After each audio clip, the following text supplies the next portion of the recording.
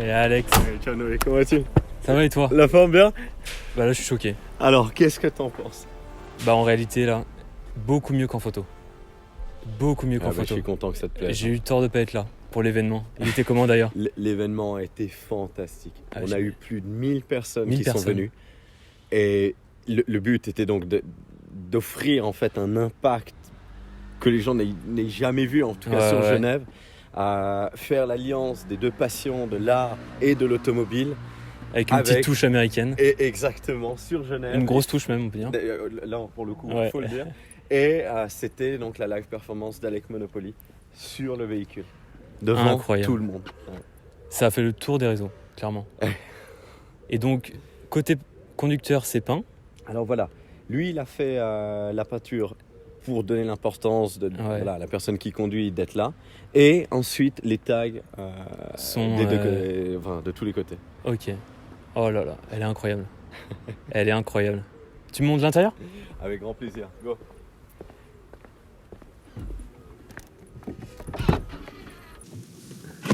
Ok.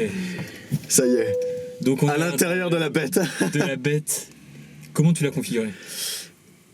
Pour dire la vérité, je pense qu'à force d'être constamment avec Rana, c'est lui qui m'a influencé.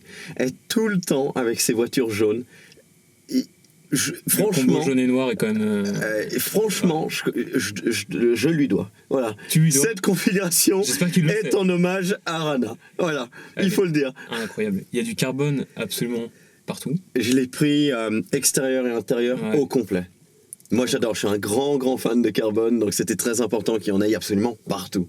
Et toi qui as essayé les différents modèles Lamborghini, est-ce que tu penses que cette version-là, ça restera la version la plus achevée de la génération Aventador? Alors écoute, c'est simple, c'est le top du top. On est dans un véhicule qui est monstrueusement réactif, un véhicule qui a le système ALA. Donc c'est comme si tu étais dans les Huracan Performante, mais maintenant en V12 Aventador. Et ce véhicule, t'as les 4 roues directrices, enfin tout ce qu'il faut, toutes les dernières updates, tout le top du top a été mis à l'intérieur. Et c'est vraiment en fait une bête de course. Donc quand dans la vie de tous les jours, t'es en ville ou dans les routes de montagne, etc., t'as en fait une voiture de circuit sur la route journalier. C'est pour ça aussi que c'est quand même difficile de la sortir. Alors, c'est pas une voiture pour tous les jours. Néanmoins, t'as envie de vivre l'expérience, d'aller prendre ton croissant, d'aller bosser ou de peu importe ce que t'aimerais faire, t'as envie de prendre ce risque. Mais la difficulté du véhicule, c'est la visibilité. À l'arrière, avec le capot, tu vois encore moins de ce que tu voyais avant. Donc, tu dois te baser sur les rétros, sur la caméra de recul, etc. Mais c'est un véhicule long, c'est un véhicule large, c'est un véhicule lourd, et tu dois savoir où tu vas. Ça. Partir à l'aventure, mais faut quand même savoir où est l'aventure. C'est ça. Et allez, en quelques mots, comment tu définirais la Lamborghini SVJ? C'est simple, c'est la voiture du super-héros. C'est la voiture du pilote. À chaque fois que tu la sors, à chaque fois que tu la sors, t'es Batman ou alors t'es un pilote. Et est-ce que t'es encore plus heureux maintenant? Ça t'amène tellement de plaisir, tellement d'émotions, c'est extraordinaire. C'est vraiment jouissif. Et qu'est-ce que tu penses? Parce qu'on sait très bien que les moteurs atmosphériques vont disparaître. Alors, qu'est-ce que t'en penses? Est-ce que t'es plus du côté performance ou dans le regret de... Comment dire? Je pense que, comme toute chose, on s'habitue.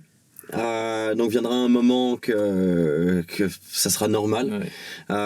C'est clair que c'est un passage pour moi qui est extrêmement compliqué parce que c'est toute une ère en fait qui part. Alors c'est clair qu'il y aura des performances phénoménales, ça va être extraordinaire et fantastique, on aura des véhicules de fous furieux, mais en fait c'est une nouvelle ère. Voilà, c'est extrêmement rustique.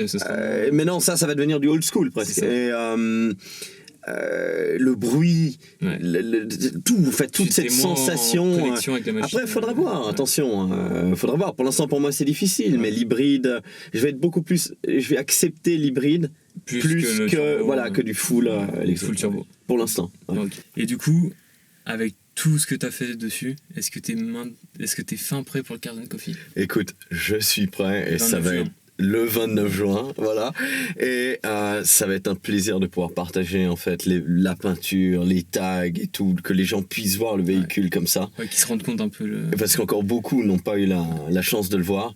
Et il va y avoir tous les amis, tout le monde comme l'année passée, qui viennent d'absolument partout, de Londres, les groupes de Monaco, de tous les coins. Donc c'est de nouveau, tu vois, tellement de plaisir. En fait, chaque année, c'est pareil. Exact. C'est un peu la famille qui se retrouve, tu vois. C'est ça.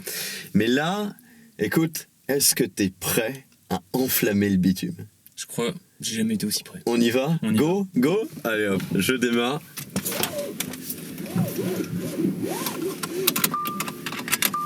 T'es prêt? Allez hop.